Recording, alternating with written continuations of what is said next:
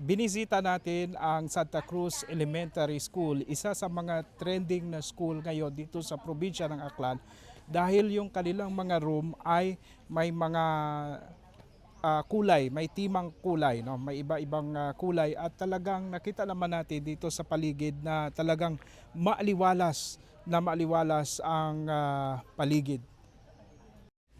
Trending ngayon dito sa probinsya ng Aklan ang maaliwalas na paaralan ng Santa Cruz sa Ibahay, Aklan.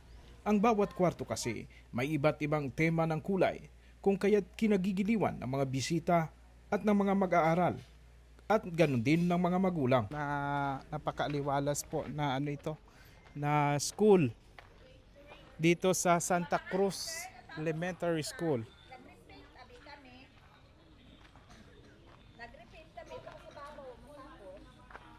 Napakaganda naman ng school dito. Good morning, Kinyatanan. Okay, magandang umaga sa lahat-lahat na nakikinig ng DYKR Kalibo 11.61. And the Ang GMA Super Radio, Kalibo pa rin. Okay. and the PB News Online. PB News Online. Okay. Good morning po, ma'am. Ako po ay nagpapasalamat sa inyo dahil for the first time within a decade nga iya ako gamaestra in Santa Cruz Elementary School since 1986 up to the present. But I am only a head teacher 3. Okay. Yung mga teacher ko kasi kami ay tinuturingan na A1 school ever since, no? Dahil lahat ng teacher ko ay master teacher. All of them are 5. Because of the Atom Awardee. Dahil lahat sila dito ay naging Atom Awardee. Ma'am Claire Fernandez, the first Atom Awardee. And then Sir Randy Baga. Then Ma'am Luceline Villanueva. At yung sambilo pa nga ni sino? Si Sir Japet, Roamon nga final. And then, sa aking, for almost a decade, because I am already a 65 years old, and I soon to retire in October, may maganda ang akong kondisyon ng aking katawan, parang, kami kasi dito lahat-lahat ay parang tinatawag natin na, union ba sir? Tutulungan. Kahit yung mga parents, kahit yung mga barangay official, oo, and then throughout the district, nagtutulungan pa rin.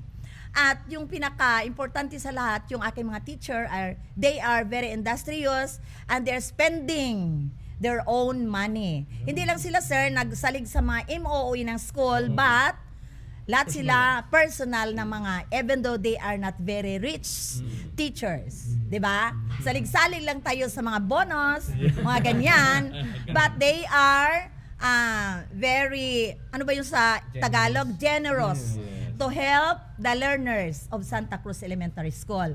Hindi lang Santa Cruz yung aming kinikatered na mga pupils, but in neighboring Agbago.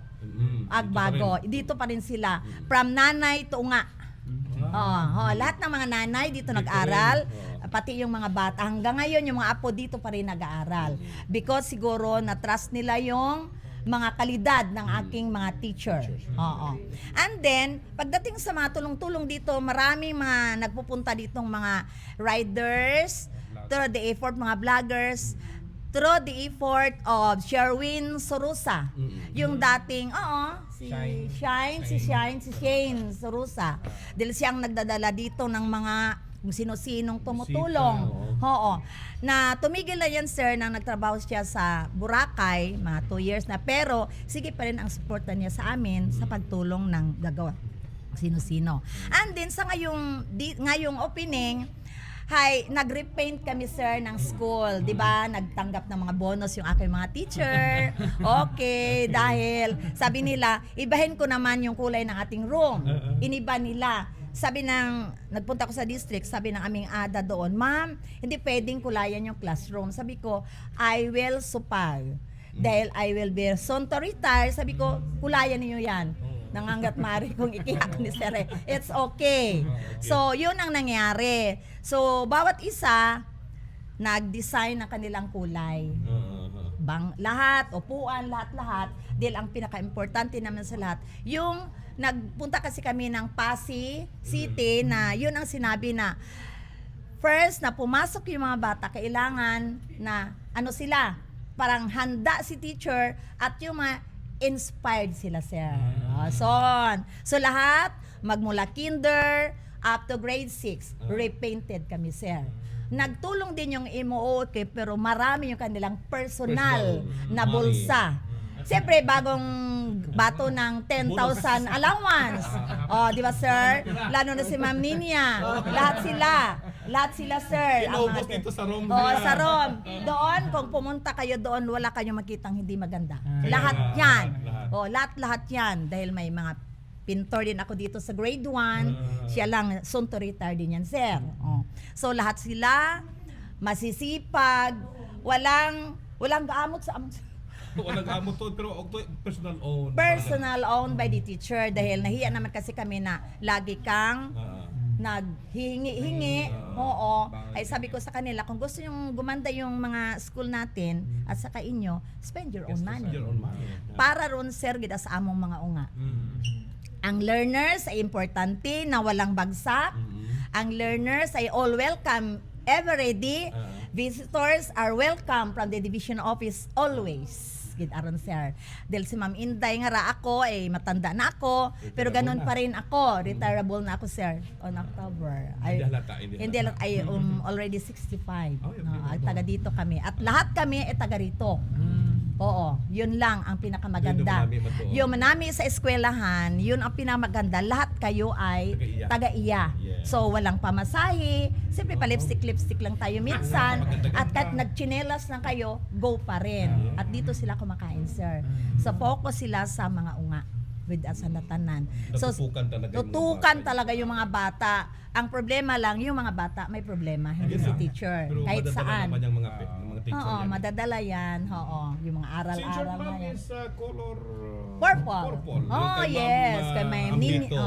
ambito. Parang sa kanya Yun yung na-attraction ngayon. sa kinder pink. Yun sa isa, blue, light blue. Doon pagid sa babo, lahat sila. Iba-iba. May iba-ibang kulay. Iba-ibang diskarte sa desk. Iba-ibang drawing. Si Ma'am Claire, iba naman yung kulay sa kanya. naman sa Pintor kanya. naman yan eh. Si Ma'am Tapar, malala pa rin yun. Mas lalo. Mas lalo, siya mismo ang nag-drawing. Drawing doon sa grade 1. Kung pumunta ka doon, grabe yan doon. Oo, lahat-lahat May may greetings ka mo or may una ka mong ali. Kung sino pinaka namin ay may contest. wala. Sarili lang namin, sir. Incentive, your own expenses. Dayaw lang sa mga pumupunta dito. Yun ang Pinakamaganda. pinakamaganda. Sa ano bangko. Ano sino rin mo gindayaw sa mga teacher ni mo? Tanan asan doon, sir. Wala akong ako Sige, it ma'am. ginakampihan Correct, dahil correct. they spend their own money. Kamas-kamas Sabado Linggo para pag nag-opening kami dito, welcome. So may amon karang orientation sa repaint kita kami nga ron, sir. Hindi pa kami katapos repaint kita. Maliwalas yung school. Oo, maraming puno. Pero ang masaklap, maraming wawalisan araw-araw. Yun lang kasi ada mo puno. Alang-ala daming puno. Okay. At okay naman yung tubig namin dito, sir. Lahat mga gripo, tutubod-tubod yan. Hanggang doon. Pagdating mo doon, iilig-ilig yan. Dahil ang aming faucet ay artesian well. Since 1950 pa. Wala nawasa. Walang nawasa. Ito? Doon. Artisan na. Doon sa ribon. Kaya nung araw yan ganon artisan. Artesian well noon pa yan. At iniinom pa rin namin pero bumibili kami ng tubig para sa mga bata. Sita para ganon. Oo, sa mga bata iniinom dahil kasi yung karamihan ng muda na ngayon yung mga purified water. Purified. Okay. Sige. Po. Ma'am, thank you. Salamat sa inyong pagdalaw at salamat sa inyong lahat mga nakikinig. Yeah. I'm proud to be a Santa Cruz yan. Yeah. Okay. Kami rin sa media. Aklan. Santa Cruz Elementary School is serving the community with excellence. Salamat po sa inyong tat. Good morning. Good morning. Okay.